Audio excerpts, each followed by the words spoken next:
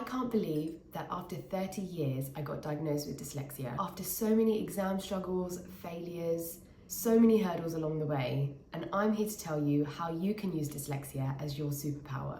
So let's begin. Hi everyone, I'm Monica and I'm an NHS GP and welcome to my YouTube channel. On this YouTube channel, we're talking everything in terms of life, being a doctor, going through medicine, education, wedding, fitness, renovating a house. So if you like my videos, then please remember to like, comment and subscribe.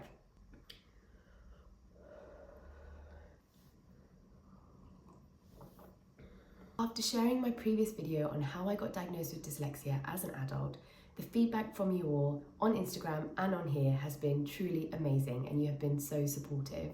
So many of you have shared your journeys and aspects of mine that you relate to, and I cannot believe that so many of you out there have been diagnosed with dyslexia as an adult.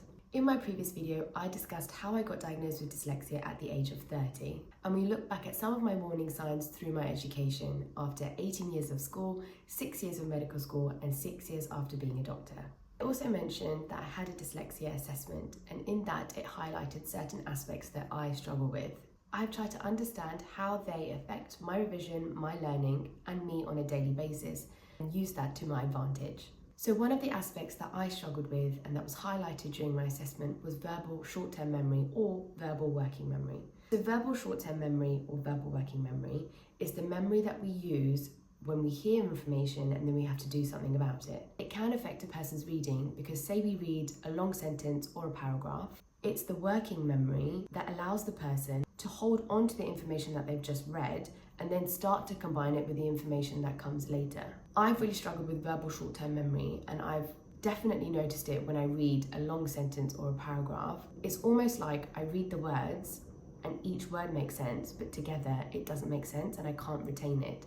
And it's even more apparent when I read books. So often I end up having to read chapters again and again and again in order to make sense, or later down the line in the book I can't actually remember what happened at the beginning. And whilst the individual words make sense, stringing them together and actually making sense of the story as a whole is something I really struggle with. Having said that, verbal working memory is often a difficulty that we see in dyslexia. So another aspect that I really struggle with is rapid naming, and this is where you have a list of familiar items, objects, colours, letters, and they're all repeated a lot of times. And then you're asked to name the items as quickly as possible. So I remember in my dyslexia assessment, I had a couple of A4 pieces of paper and they were all split up into a grid, and each box had a different item, and it was really simple items like car, bike, mug, pencil, you name it. And he asked me to basically say what I saw as quickly as possible. So name the items, name the objects.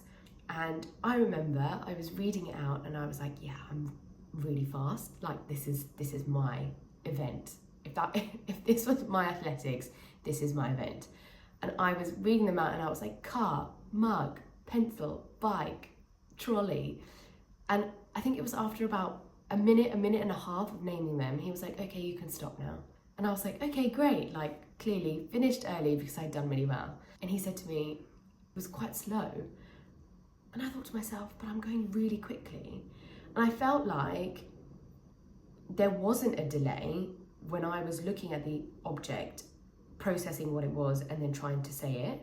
But he was saying that it was actually quite slow. And I remember being taken back by that. Rapid naming, if you struggle with that, can affect your fluency and your comprehension, which actually makes sense because when you're reading something, it takes longer after you've read it to then send it to your brain and then get the information of what it actually means and compute it and then form a response if that's what you have to do. I can tell you for free that I have spent so many hours ineffectively revising for exams. That's over 18 years of school, 6 years of medical school, and 6 years of being a doctor. And once you find an effective revision strategy or technique, not only does it help you remember the information, but it also saves you so much time.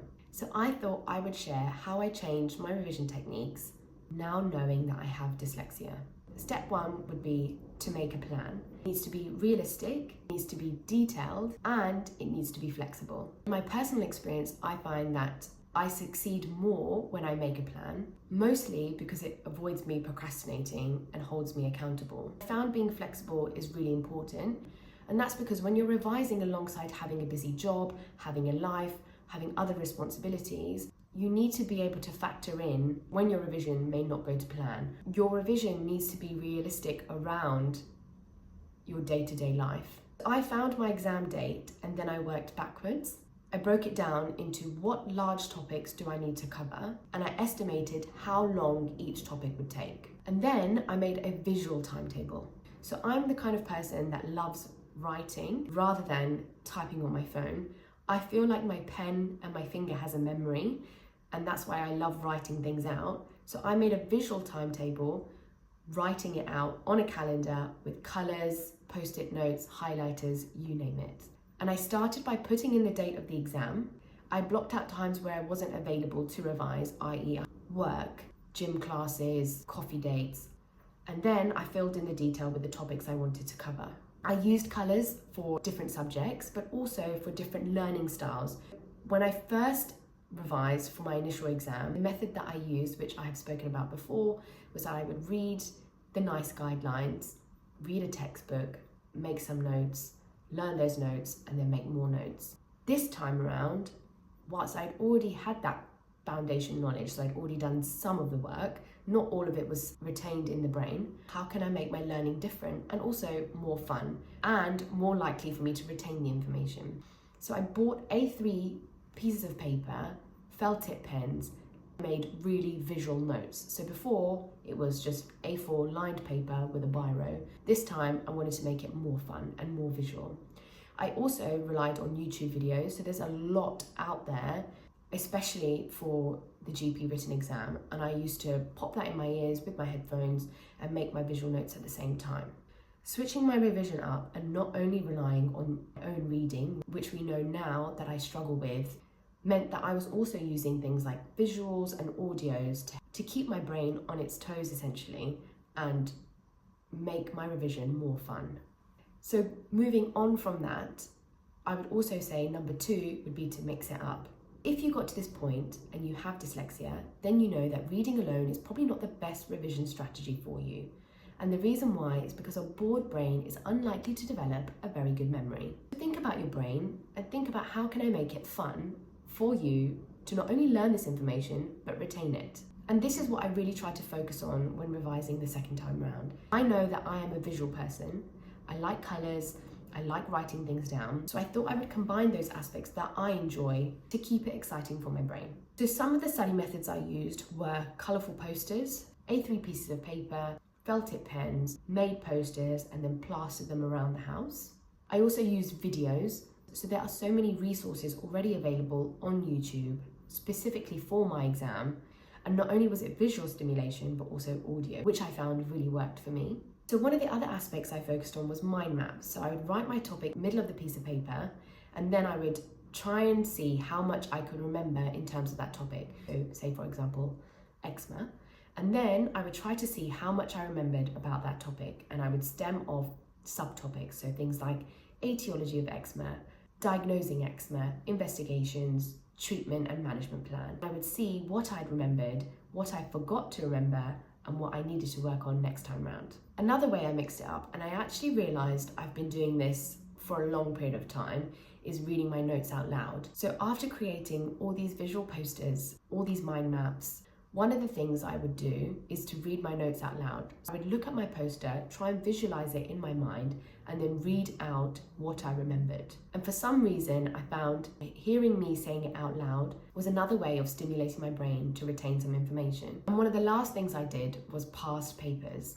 So rather than just reading notes and trying to retain the information, past papers for me was an active revision technique. I'd read a question, try and figure out where the knowledge was in my brain to get the answer, and then circle the answer. And if you say get the answer wrong, you learn from it and then remember for next time. So when it came to sitting down to revise for my GP written exam the second time round, I tried to incorporate all of these changes into my learning, and I tried to prioritize how I could make the learning fun for my brain, because it also meant that I was more likely to retain the information. I got my results for my GP written exam, and second time round, I passed. I was over the moon, and all of my doubts, worries, feeling like a failure went in that moment, and it was just the reassurance I needed. When I look back at my education, there have definitely been lots of exam struggles, lots of exam failures, and with that, a lot of tears. There have been times where I felt like I'm not clever enough, like I'm inadequate, I'm a failure, maybe I shouldn't be doing what I'm doing. And it's taken me 30 years to get the diagnosis of dyslexia. And I only truly feel like now I have learned the best way to revise for me and my brain, which is crazy to say because I almost wish I had this information before. I guess now I feel empowered and I feel like I can use dyslexia as my superpower. I know what revision styles work for me and I know what I need to do if there is a next time, although I don't think I'll be sitting any exams anytime soon. And I hope that this video has given you an insight, if you have dyslexia and if you struggle with the same aspects that I do, on how you can adapt your learning techniques and most importantly, make it fun. So if you've made it to the end of this video, then thank you so much for sticking around. And if you like what you see, then please remember to like, comment and subscribe. If you have dyslexia or you've struggled with your exams, then please do share your journeys, if you feel comfortable, in the comments below, as I'm sure it can help other people. Thank you so much again for all your support on here, and I'm sure I'll see you soon. Bye.